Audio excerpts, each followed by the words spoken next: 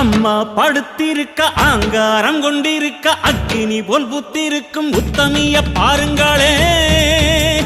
நீட்டி படுத்திருக்க நீதி சொல்ல காத்திருக்க ஈசான பொட்டலிலே மாசாணி பாருங்களே.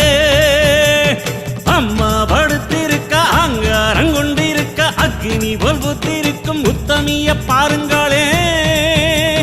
நீட்டி படுத்திருக்க நீதி சொல்ல காத்திருக்க ஈசான பொட்டலிலே மாசாணி பாருங்களே. வம்பு வழக்கெல்லாம் துன்பம் கொடுக்கையில் மிளகா சாந்தரட்சி கேட்டாளே. நாம கலங்காம மாசாணி காத்தாளே.